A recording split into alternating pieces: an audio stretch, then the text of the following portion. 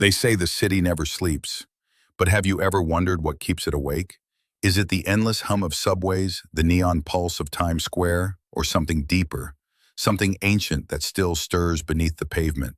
This is New York, not just a city, but a living, breathing legend carved into steel and stone.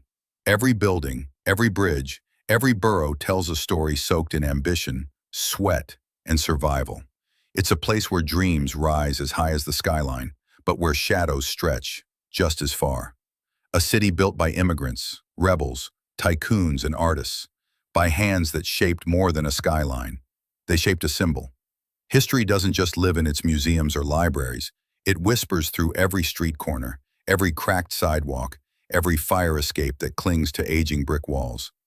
Before the lights, before the fame, before Wall Street, Broadway, or Brooklyn hip-hop, there was a raw, untamed force taking shape here. There was a story of power, rising empires, political wars, and criminal underworlds that ruled the night. A story of struggle, waves of immigrants clinging to hope, entire communities battling for survival and identity. A story of transformation, a tiny Dutch trading post turned into the capital of the world. Welcome to the untold history of New York. Not the version you'll find in textbooks, but the one written in the bones of the city, gritty, bold, and unforgettable. The bridge that changed everything. The untold story of the Brooklyn Bridge. It stands like a stone giant stretched across the East River, bold, unshaken, timeless, the Brooklyn Bridge. To most, it's a familiar backdrop for photos and postcards, but to those who truly know its story, it's a monument to human willpower, sacrifice, and genius.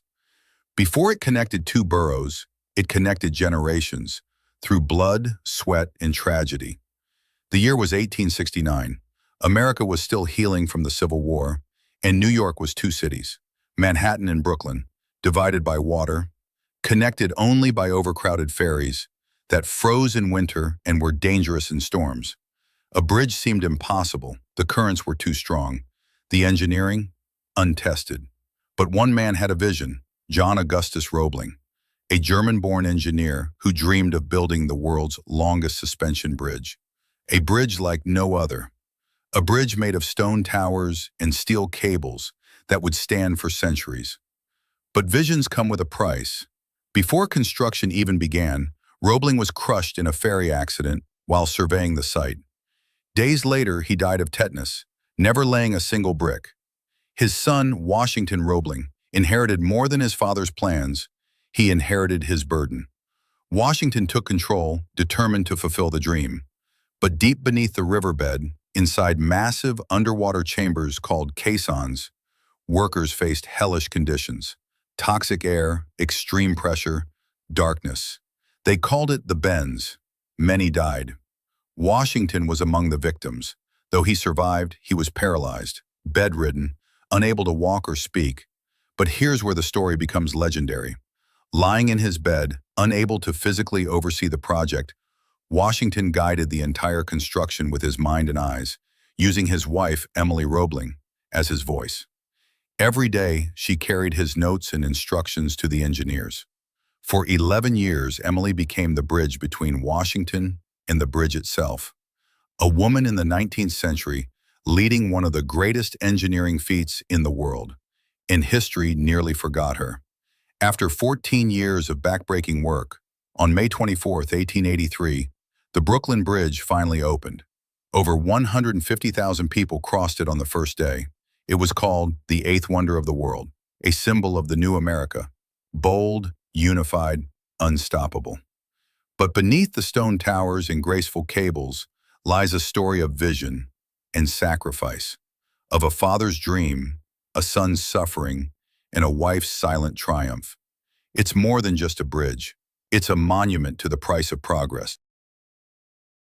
The fire in her torch, the untold story of the Statue of Liberty. She doesn't speak, but she has shouted louder than any revolution. She doesn't move, but she has marched through history like a goddess of freedom. She is not alive, yet her presence has awakened the world. This is the Statue of Liberty. Towering over New York Harbor, she holds a torch, not just of fire, but of belief. Millions have looked up at her and found strength. But the story behind Lady Liberty is not the one most people know.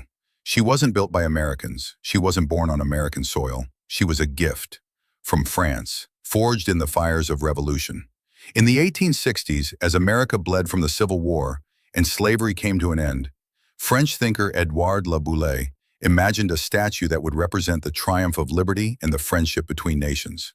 The sculptor, Frédéric Auguste Bartholdi, who envisioned a woman, tall, defiant, and eternal, breaking free from chains and holding the flame of enlightenment. But building her was a battle. France raised money through public donations, concerts, and art shows. Meanwhile, in America, excitement was low. People didn't care. The U.S. government refused to pay for the pedestal she would stand on. It took Joseph Pulitzer, a newspaper publisher, to stir the nation. He launched a massive newspaper campaign calling on everyday Americans, immigrants, workers, children, to donate pennies, nickels, whatever they could. In just 5 months, he raised the funds. The people built the base. The people gave her a home. When she finally arrived in 1885, packed in 350 pieces, across 214 crates, the city held its breath. And when she rose on Liberty Island in 1886, it wasn't just a statue, it was a declaration. She faced east, not looking at America, but looking out to the world, as if to say, "Come, if you seek freedom, you will find it here." For immigrants crossing the Atlantic, weary and starving, she was the first thing they saw. A mother, a protector, a promise. And yet, her story is full of contradictions. She was a symbol of liberty, while millions still faced racial injustice, poverty, and exclusion. Her broken chains, hidden at her feet, weren't even visible in early photos. A silent reminder that freedom was never fully given. It had to be fought for, again and again. Empire State of Mind, the untold rise of a legend. They didn't build this to touch the sky, they built it to own it. Not just another building, this was a challenge, a dare, a monument to man's refusal to stay grounded. This is not just the Empire State Building, it's the empire of ambition. It begins in the heart of Manhattan. During the darkest economic collapse in American history, the year is 1929 and Wall Street is crashing. But while the country falls into despair, a bold idea rises from the dust. Build the tallest building the world has ever seen.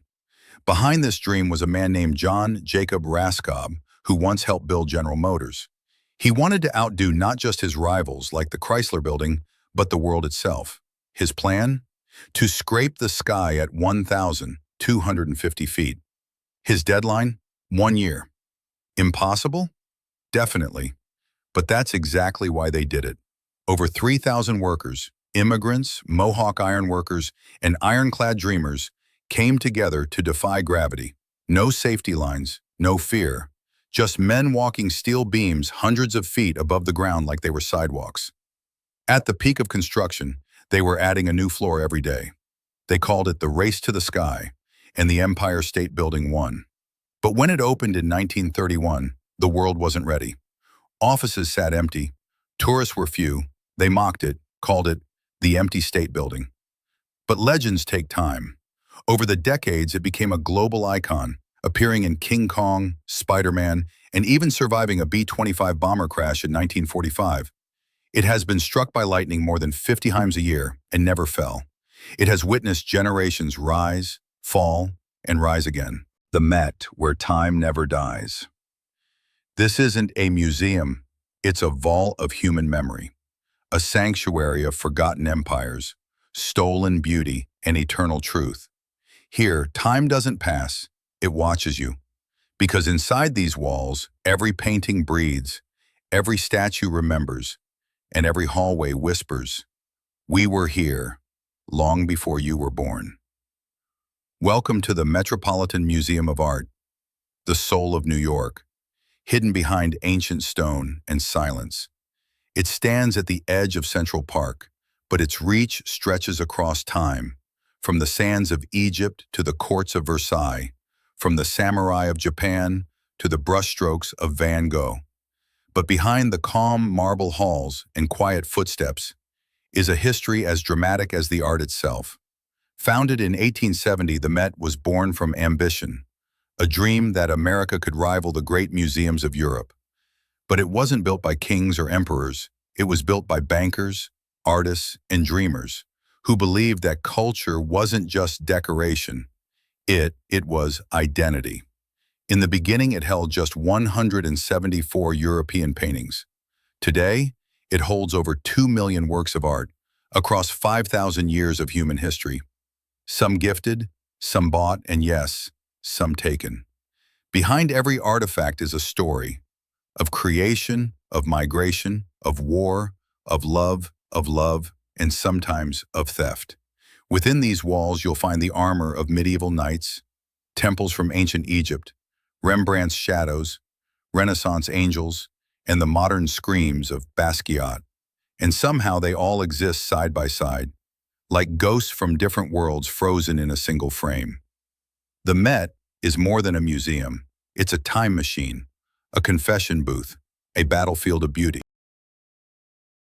They say New York is just a city, skyscrapers, subways, crowds, but that's only what you see.